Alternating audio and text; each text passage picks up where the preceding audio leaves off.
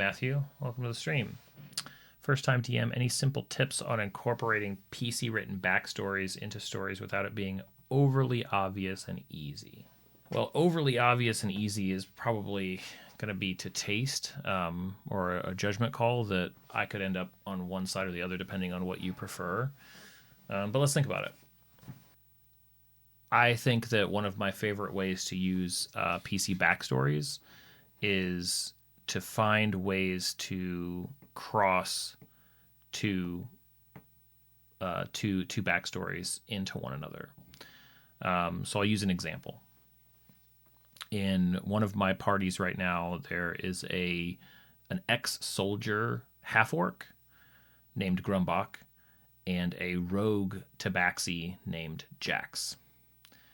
And Jax's backstory involves it's actually unintentionally very similar to the backstory of Percy in Critical Role Season 1, basically ousted from kind of a noble family, on the run, that sort of thing. Now, keep in mind, this is a new player, never watched Critical Role, so no connection to that at all, but very cool, some of the similar tropes.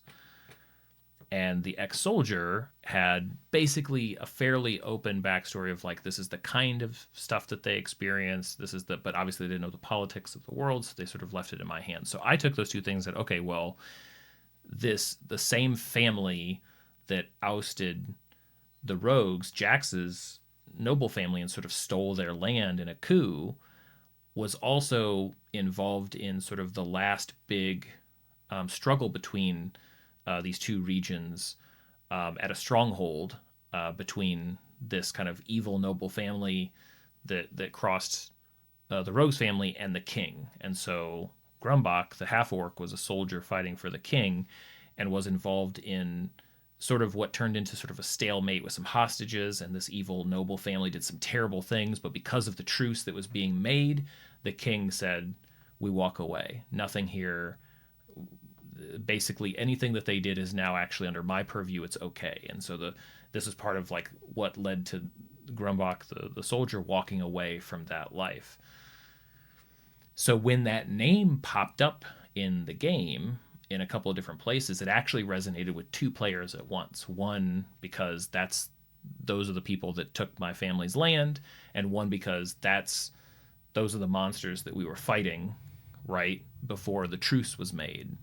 And so when that noble showed up to their town as like an ambassador of the king, that hit really strong with both of them, right?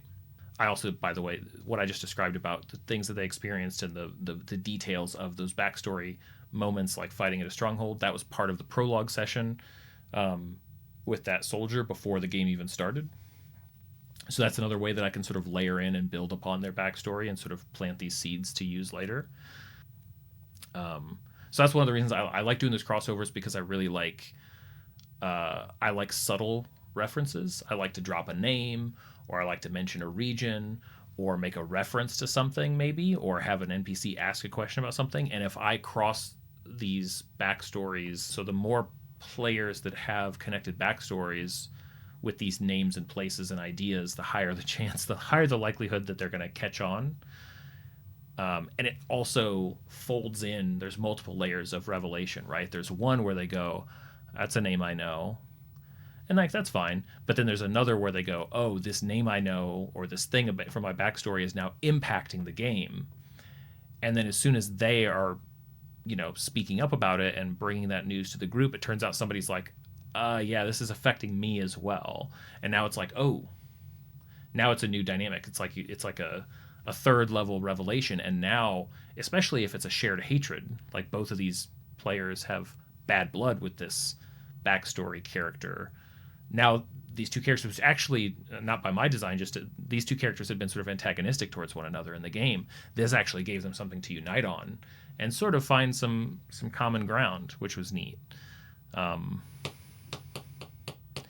It's really, though, Matthew Swan, it's really dependent on, I think, what the backstory element is. If you have some examples from stuff that you're kind of playing with, like, and I want to throw those out to some extent, sometimes it's just about brainstorming what can be done.